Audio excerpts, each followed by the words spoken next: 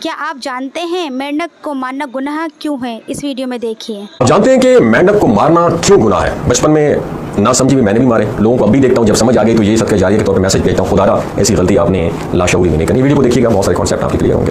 بارش کے بعد جب زمین کی پیاس بجھتی ہے نا اور فضا میں تازگی سی بڑھ جاتی ہے تو کچھ مخلوقات ایسی بھی ہوتی ہیں جو اچانک منظر عام پر آ جاتی ہیں۔ جیسے زمین کی سطح پر پانی ٹھہرتا ہے نا تو یوں محسوس ہوتا ہے جیسے کسی غیبی خزانے کا دروازہ کھل گیا ہو، اور اسی سے پھر ننھے ننھے مینڈکوں کی فوج نمودار ہو جاتی ہے۔ لوگ سمجھتے ہیں یہ شاید بارش کے قطروں کے ساتھ ہی اترتے ہوں، مگر در حقیقت یہ اللہ رب العزت کی قدرت کا ایک زبردست مظاہرہ ہوتا ہے۔ وہی خالق جو بے جان مٹی سے روح پیدا کرتا ہے وہی ان مینڈکوں کو بھی ظاہر کرتا ہے جہاں پہلے کچھ بھی نہیں ہوتا ہے۔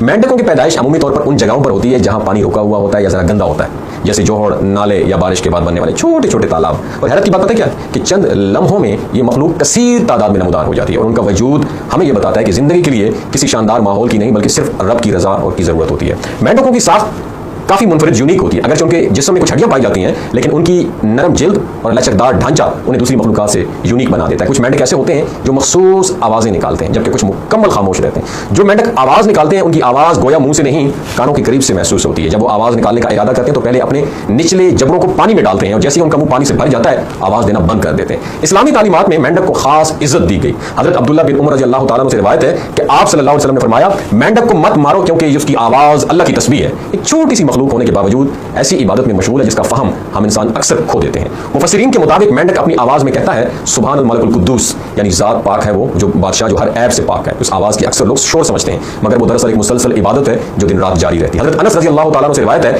کہ جب حضرت ابراہیم علیہ السلام کو نمرود نے آگ میں ڈالا تو مینڈک بھی ان کے دفاع کے لیے نکل آیا۔ اس نے بار بار پانی اپنے منہ میں بھرا اور آگ پر چھڑکتا رہا اور تاکہ آگ کو بجھایا جا سکے۔ اگرچہ اس کا جسم چھوٹا تھا مگر اس کی نیت اور ہمت بہت بڑی تھی۔ حضرت عبداللہ بن عمر بن العاص رضی اللہ تعالیٰ کی ایک روایت ملتی ہے کہ جس میں آپ صلی اللہ علیہ وسلم نے فرمایا مینڈکوں کو قتل مت کرو کیونکہ ان کی آواز اللہ کی تسبیح ہے۔ یہ تمام واقعات اور احادیث ہمیں یہ سبق دیتی ہیں کہ ہر جاندار اللہ کی عبادت میں مصروف ہے، چاہے وہ ہمیں محسوس ہو یا نہ ہو، اور جو مخلوق ہمیں چھوٹی معمولی لگتی ہے وہ رب تعالیٰ کے نزدیک خاص مقام رکھتی ہے۔ ہمیں بھی چاہیے ہم اللہ تعالیٰ کی ہر مخلوق سے محبت کریں، اس کی قدر خود بھی تسبیح و ذکر کے ذریعے اس کا قرب حاصل کرنے کی کوشش کریں۔